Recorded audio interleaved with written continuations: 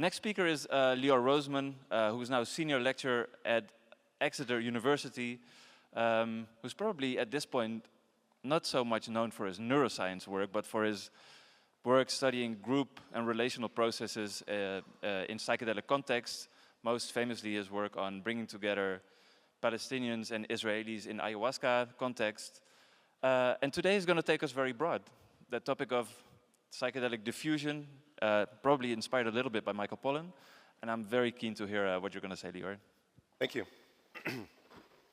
Yeah, so psychedelic diffusion, what the hell is diffusion? And I'm mainly going to speak about how psychedelics spread in society in different situations and what are the dynamics of such spreads. I don't have any conflict of interest to disclose. And I will start with this quote by Yuval Noah Harari: "We did not domesticate wheat, wheat domesticated us." Right? And what he means is when we enter a relation with wheat, with potatoes, with rice, we moved our life to become domesticated in order to cultivate them, right? So when we enter any relationship with any substance or actor in a certain network, we're also affected by them. And from this quote, I want to ask what happens when we enter a relationship with psychedelics, with certain substances, and how we're at service of them. So we can take the point of view of the substance itself and see how we serve them, how we diffuse them in space, what is the evolutionary advantage when they enter relationship with us. It's not as if they have agency in it or a goal in it, but sometimes substance, successful substance, pretty much proliferate, and what we do in order to proliferate them.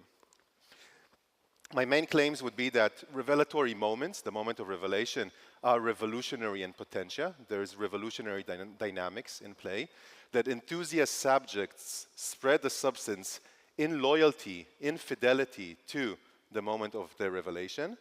The diffusion is confined to specific social culture situations. It happens in non-linear, hyped bursts, and there are many historical accounts of this. And the diffusions end with a process of routinization and exclusivity that has conflict embedded in as well. My main resources are ayahuasca rituals of Israelis and Palestinians. I started being excited about this idea of how revelatory moments are revolutionary. What I saw in the field work, ethnographic work, phenomenological work of the ayahuasca scene in Israel and Palestine is that sometimes there are obviously experiences of oneness and unity that transcend political conflict, but they can be fetishized. They can serve also the status quo of oppression of Palestinians, right? So I was very much critical also about the fetishization of oneness, but once in a while, the revelatory moment that reveals something about Palestinian pain and also move the substance to other situation and diffuse the substance to other situation, and they have a revolutionary energy in them. I'm also part of the psychedelic renaissance. I've been in Imperial College London for 10 years, from 2013 to 2023, and I've been part of like a movement, a revolutionary movement, so I have observations on that as well. Historical accounts of Allen Ginsberg for LSD, Master Ireneo for ayahuasca, Santo Daime, and Moonhead for peyote, and other anthropological and phenomenological accounts, and someone who's not me also told me. So my personal, maybe, experiences are also informing these theories. Now, the theory I'm going to present is a very experimental, and I'm happy to get any feedback from you. I'm not sure about exactly that everything is accurate, and I'm thinking about it as the first time I'm presenting it to an audience. I would love to get feedback and maybe improve it, so it's very welcomed.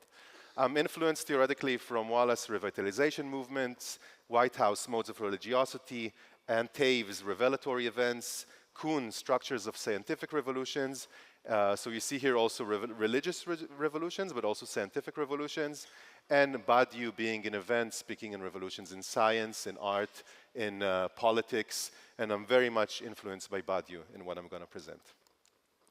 So we're going to have those funky, fun graphs. We have the substance here, our main protagonist. We have our subject that enter a relation with the substance. We have the situation in which it happens. And we have structures. What is structuring the situation? These are memes, ideas, languages, practices, everything that structures a situation. And every situation is specific, right? So the structure is specific to situations. There can be a situation, it can be a mid-20th century America, colonized Amazon, neuroscience and psychiatry in the beginning of 21st century, Silicon Valley Christianity, a tribe can be a situation, a lab can be a situation, a musical genre can be a situation, a group of friends can be a situation. Each one of them have their own structure that creates that structure, right? And the substances spread within specific situations. And then there's a moment of revelation. In the situation, we had a substance, we had a structure, we had subjects, and maybe in serendipity, maybe not in serendipity, there's a moment of revelation, epiphany, insight, eureka moment, aha, breakthrough, falling in love, maybe even trauma as a transformative event, or a revolutionary spirit that is there. So this moment, Albert Hofmann is the most kind of common known serendipitous account of like a surprise. There's a surprise, there's a breakthrough, there's a change in framework in such moments. And when there's a change of frameworks, it moves us, it revolutionizes the way we think, there's a breakthrough, there's an event, and we start operating in loyalty, in fidelity to this event. And infidelity, this is the main mechanism of action in which the substance proliferate in space. Infidelity, what the subjects do is spreading the substance to other people, right, to your friends, you turn on people around you. And what we also do is we make meaning out of the substance. So we start building, take the substance and the structure, and we start putting them together. We start creating meaning out of the substance, out of our revelatory moment, and the meaning is related to the structure of the situation, right? So in the situation of neuroscience, the meaning-making process, or in psychiatry, or in medicalization, the meaning-making process relates to certain languages and frameworks in which we operate in. Those moments of fidelity can have also people in art, in the field of art, that have revelatory moments, and their quality of how they transmit the substance is higher than other people because they can really transmit it quite widely. They're really good in connecting it with culture, right? And their mode of transmission is higher. So some individuals, some subjects have higher mode of transmission of the substance. And the really good super spreaders are the prophets. These are people that are really good and talented with language, right? So I use prophets here. It's not always a religious process, but they almost take a role of a prophet. So we have Huxley in the way he puts meaning into mysticism, Neo-Vedanta, perennial philosophy, revival of spirituality in how he fuses the substance and certain structures. We have Master Irineo that have an experience with indigenous people, but he's an African rubber taper in the Amazon, have an experience with indigenous people, but then moves into fusing it with Christianity, creates a communal practice, downloads his songs that become a doctrine, and really structures it around Christianity and a communal experience of siblinghood for humanity. We have Robin Carhart-Harris that becomes a certain prophet within neuroscience, and he really does this cool thing of taking default mode network, ego dissolution, entropic brain, fusing it together, and that fusion with language allows to disseminate the substance widely within the situation of neuroscience. We have Michael Pollan, obviously the pollenizer, of course. We have McKenna, who fuses countercultural values, and McKenna, Terence and Dennis McKenna have the La Churrera experiment, an intense revelatory moment in which they come with this crazy apocalyptic time wave theories and start to disseminate the substance. Terence McKenna with his famous raps, right? A clear prophet, he uses the verbal word to proselytize, while they also write a manual of how to grow mushrooms easily at home. So after the come down or the hangover from the 60s, suddenly McKenna comes and revives the cultural aspect of psychedelics and a clear relationship to countercultural values again. Dublin and medicalization, trauma, psychedelic assisted, and it's important to note that they're not necessarily inventing those ideas, they really fuse things together and they're good in fusing things together, but many other operate in this. Juana Parker, early peyote cults or peyote movement of the end of 19th century. We have a movement, peyote was not yet in North America, it was mostly in Central America. Juana Parker from the Comanche have a healing process with peyote, and he has a revelatory moment that he starts to build a communal practice, what is called the half-moon ritual, that begins a peyote movement that eventually later on becomes the Native American church. So we have these talented people that fuse language and the substance together. They're usually people with high status because people need to listen to them. And for whatever reason, you can also see that they're mostly men, and it's a question mark. Why is that? And they're definitely women prophets, but not necessarily in these big historical accounts, maybe because we're still embedded in a patriarchal society. So we are having those people infidelities, right? And there's a collective movement that is emerging. They start operating together. There are other people, they're the practitioners, the builders, the providers of resources and funding, the regulators, coming together into a collective movement. But every movement, every revolutionary movement, after, especially if it's successful, if especially the substance disseminates itself widely within a situation, every movement becomes fetishized or routinized, right? And in that moment, a fetishization, I would argue, is when the substance and the structure fuse too strongly. And how does it look like? It looks like the substance is a mystical, instead of the psychedelics can induce mystical experiences, psychedelics are a mystical experience. They are mystico-mimetics. The meaning-making becomes too strong. Medicalization, it can be an exclusive access only to diagnosis and therapy against recreational use. There's a kind of exclusive element of this. Huxley as well became an exclusive elitist, decided it shouldn't go to the masses. It should be used only by in therapy or by a cultural elite. The peyote cult of Native American also had those moments, and a very known moment is Master Ireneo Santo Daime, after 40 years of building a doctrine, became very rigid by the end of his movement.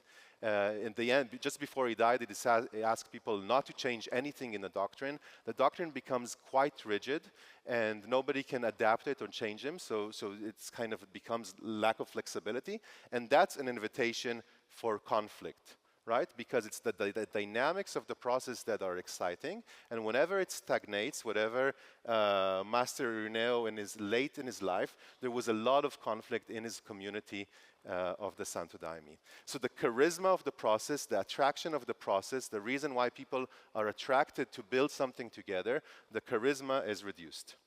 Other reactions that can happen are orthodoxy checks, right? So the situation, people that are very much agents of the situation, their identity is very much related to the situation in which the substance is embedded. They start to do orthodoxy checks. The FDA with their functional unblinding, the Nixon with war and drugs, religious scholar who were against the idea of psychedelics is inducing mystical experiences, anti-cult ideas in France that are opposed now, the ayahuasca churches, the church itself to early Santo Daime and peyote, and the legal system as well to the peyote movement of late 19th century, early beginning of 20th century.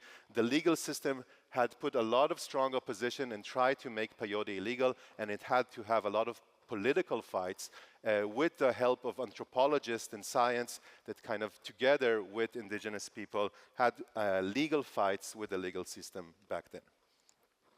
We have also a deconstructive process that comes from inside. These are people that used to be in the fidelity, but now they operate in anti-fidelity.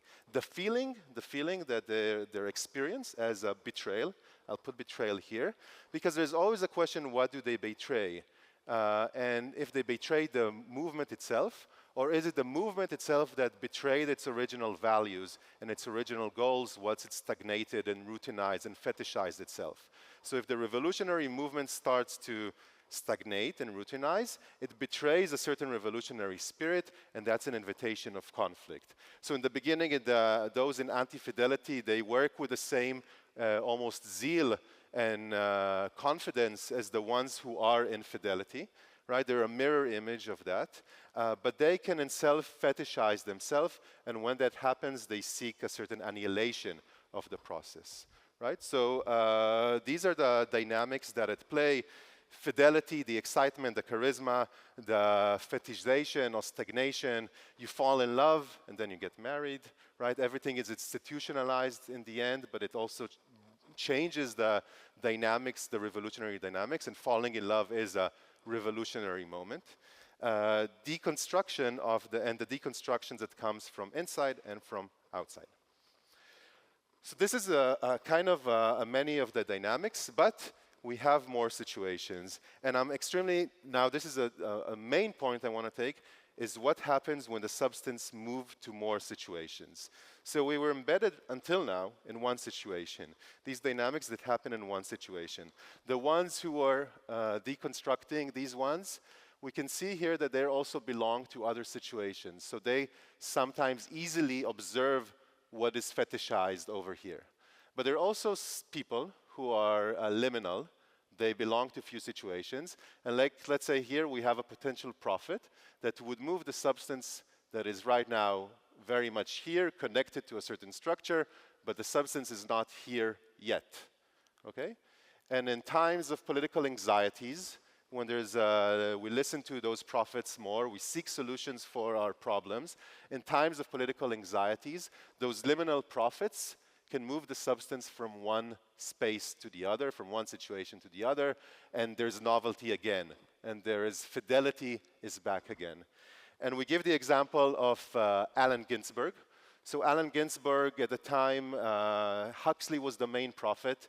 Allen Ginsberg returned from doing ayahuasca in the Amazon. He goes to Timothy Leary together with William Burroughs. They convince Leary to serve psilocybin mushrooms as a curandero, as a ritualistic aspect.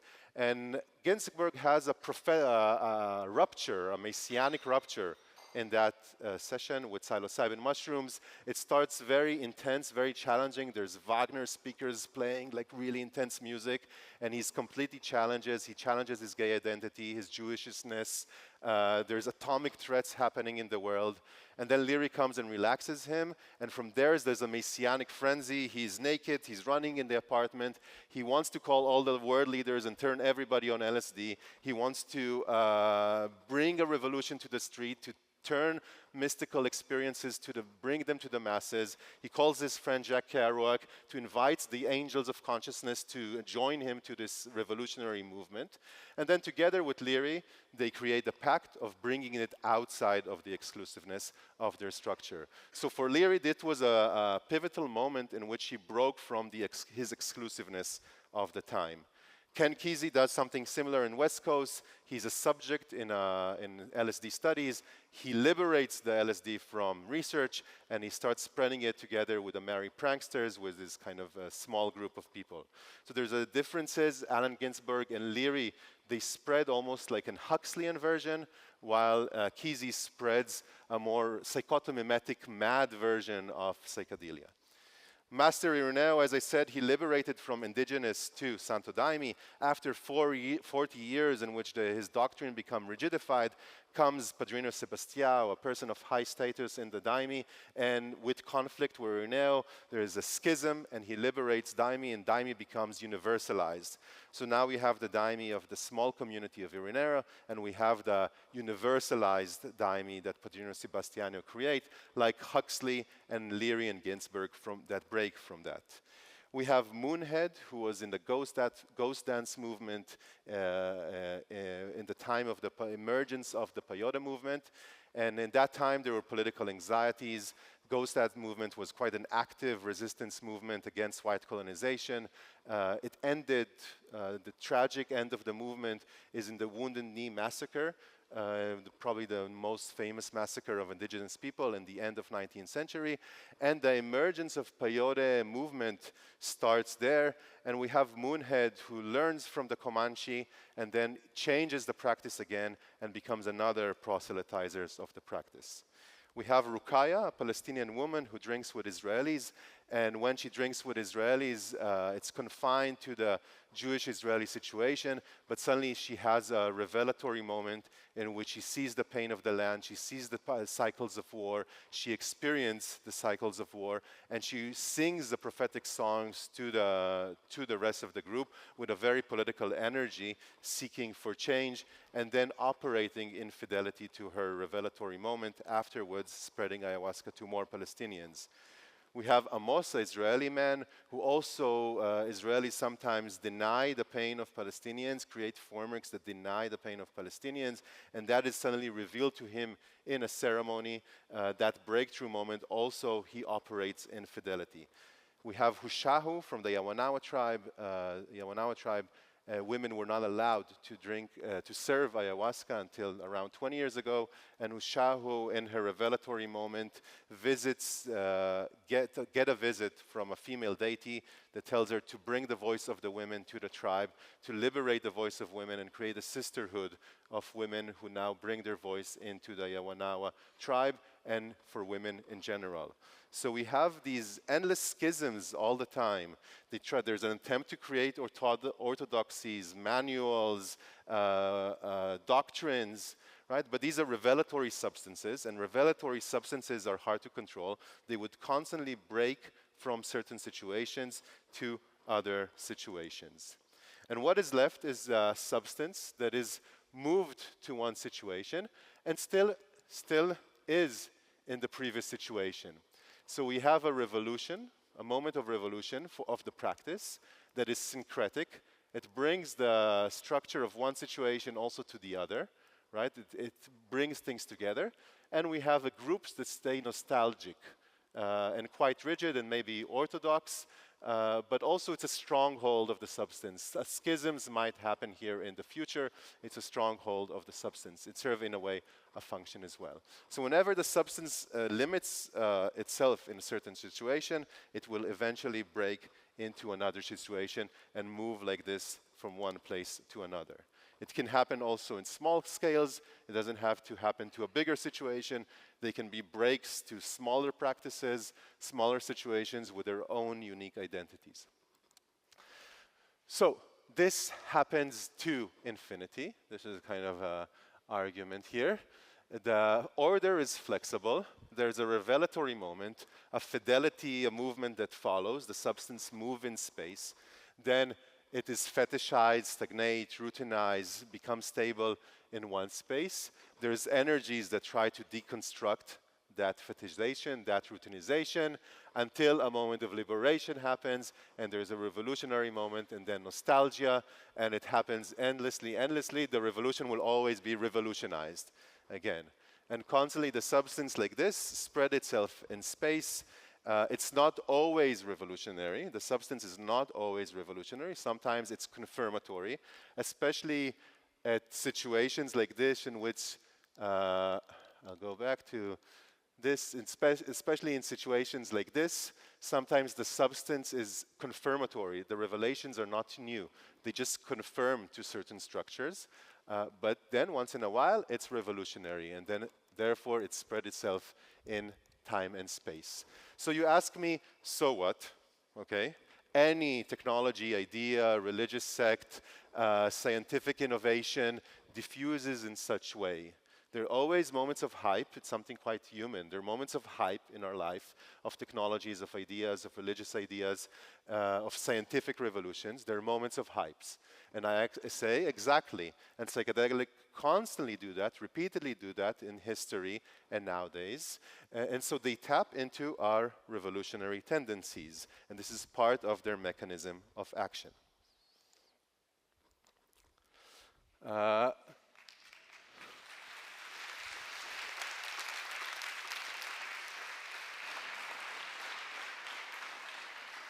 Some references, you can take a photo, send me feedback to this email or just let me know.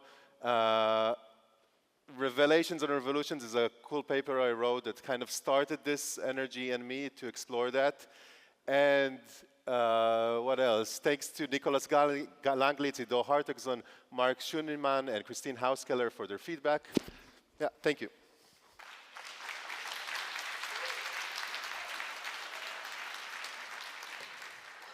Thank you very much for a mesmerizing, thought-provoking, brilliantly interdisciplinary talk.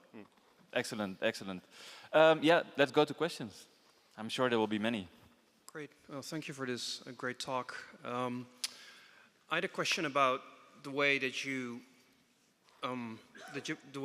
integrate the work of Badiou in the way that you presented this, and in particular about the fact that when Badiou talks about an event, this is basically an immaterial thing, right? But here we are faced with, in the end, what is quite a material substance, right? A mushroom, a molecule. At the same time, you also talk about the question of the subject that is faithful to this event, right? The revelation, the revolution. And I'm wondering about the tension that is set up between those ideas. In particular, if you really take it seriously that we are somehow instrumentalized by these substances, wouldn't it be possible to think of them actually as the subjects of this story? Of what, sorry? Of this, to think of them as the subjects of this entire story, rather than it being us. That's the question. Yeah. So yeah. It's a good. I would love to. It's fun to first of all find a Badiou fan, and I would love to continue a longer conversation afterwards. And I think it's not just the substance here that's the revelation. The substance is event promoter, right? So it creates a frameworks or situations in which events can happen, and then we operate. The subject operates in fidelity to the events, and in this case, we are the subject, and the event is created by the substance. But if the substance is the subject, I'm not sure how to really think about it, and I would love to brainstorm with you more on this. Yeah. Thank you. Mark, brief questions, please, because we usually don't have a lot of time. Sure. Hey, Leor, thank you so much. I hope you don't mind me asking a question, but I just, simply put, why is it that the charisma or the prophet in your account unites the structure and the substance? Because I just had a bit of a revelation during your talk that it's not just their extrovertive, communicative ability, but it's also their ability to receive what? Cultural stress, or why is it that they choose to unite the substance? Why do they choose? Or why is the structure and the substance united in them? Yeah. Or in the group? Yeah, so Anne Tave speaks about prophets in revelatory events, and she speaks about this dynamic between prophets and their early disciples. And she claims the prophet is not just an individual. The prophet speaks the collective, and there are people who speaks the collective. And you're right, many times, and also what Wallace claims in revitalization movement is the prophets can feel the pain of the collective in a stronger way, and have maybe in times of political anxieties more pressure on them to try to do something different, to break through certain framework, to make meaning in a certain way, to bring healing. So in times of political anxieties, when our ears are more opened to new solutions, maybe the prophets are also have more pressure on them to operate. Yeah. Yeah, go ahead. Hi, my name is Mandy. Thanks for the talk, it's really inspiring. I was wondering, if we bring this back to today, what we're doing here in these days, how do you see that we actually have these two circles where everything is happening, and we have the clinical research, and then we have the people in the field who already work with psychedelics. Do you see them merge, and do you see them come together at some point? What's your view on that? The people who are like the underground, you mean? Yeah. Yeah, I imagine it to be the same movement of medicalization. It happens overground and underground. It's psychedelic assisted therapy is the main kind of way we use the substance, and there's some differences, but this is the similar movement that is happening. The medicalization in the system is the forefront of that, right? That is an important part of that. but let's say moments in which How to Change Your Mind of Michael Pollan, it's when it started even becoming more. So there was always an underground. Psychedelicization was influenced by underground, but Michael Pollan even created more underground eventually, right, outside of the system. And I see them as related to each other and similar movement. So attacks on also on the overground, they're also influencing the underground in a similar way. Yes, they're influencing each other. Yeah. Do you see them go work together at some point? They always work together. I never saw them. People who train a therapist overground in clinical trials sometimes come from the underground. The knowledge that is used in clinical trials comes from many times from the underground. Yeah. The overground might be just the mushrooms budding from a mycelium that's everywhere, right? So I'm not, yeah. Yeah, so I go for that. Thank you. Yeah. Thanks for the talk. That was really lovely. Just this similar question, maybe related, and I'm going to ask you to be prophetic for a second. Is the FDA potentially, or other regulators, let's say, our liberation from the deconstruction by symposia of the fetishization by MAPS? Yeah. Yeah, I think it's related. I think the MAPS turning into Lycos is an example of routinization and stagnation, and a loss of charisma as well, and attraction. You know, it's like playing too strong into the system. The system overtakes it, and that's invite deconstructive forces to operate, and which can also be fetishized as well, right? What's quite amazing with this story is to see also how these forces, that usually the orthodoxy checks, regulators, FDA, legal system, and those in anti-fidelity, which are quite like anarchist, even more countercultural than the rest of the medicalization system, how they actually operate together to deconstruct, right? And it's quite an interesting observation on these things. But I think the routinization and the stagnation and the kind of intense capitalization of the medicalization movement was an invitation to bring much more critique into it. The critique was also an exaggeration eventually, like any other thing. Yeah. Okay, I'll allow one more question. I know we've already run into lunchtime, but Kenan, final question. Yes. Thank you, Leor. It's a very interesting model, and like the previous questioner, I'm also trying to overlay it on current events. So just wondering if this period of medicalization and optimism potentially being stifled, right, by this FDA vote. Is this model, again? Is this model meant to sort of give a prediction of like a certain set of outcomes here? And if that is the case, what would the model predict that the coming months and years might look like in terms of this medicalization movement? Yeah, in a way, it's hard. The medicalization movement is still becoming. You know, it's not completely stagnated, and there's obviously lots of forces still very strongly at play. So we don't really know yet what happens to the movement. I imagine now that with a strong orthodoxy check of what's happened, the movement would have to play more by the game of the orthodoxy and might become, you know, even more stagnated within medical system. But at least the prediction here is that a revelatory moment will happen.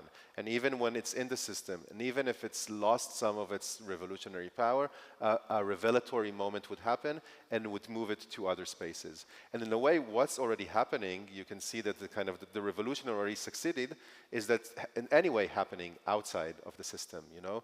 There's the process of medicalization, but the thing has been legitimized all over, and you have lots of retreats that are innovating. There are lots of practices. There's a movement to create practices that are more than just therapy, but seeks to heal collective issues. So there's also innovation of the meaning making of how we use them. And that's already happening outside of the medical system. And maybe these like small liberations figure that I showed in the end, this is something that's kind of happening now.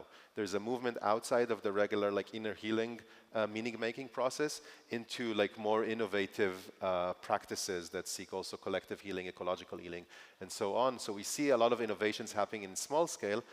It's not clear if there will be a large movement, but that's already what we can see. And maybe there would be also another revelatory moment that would bring it to other ideas. Yeah. Okay. I'll wait for the revelation. Yeah, Thank wait you. for it. Maybe bring it. Thank you. Thank you, everybody.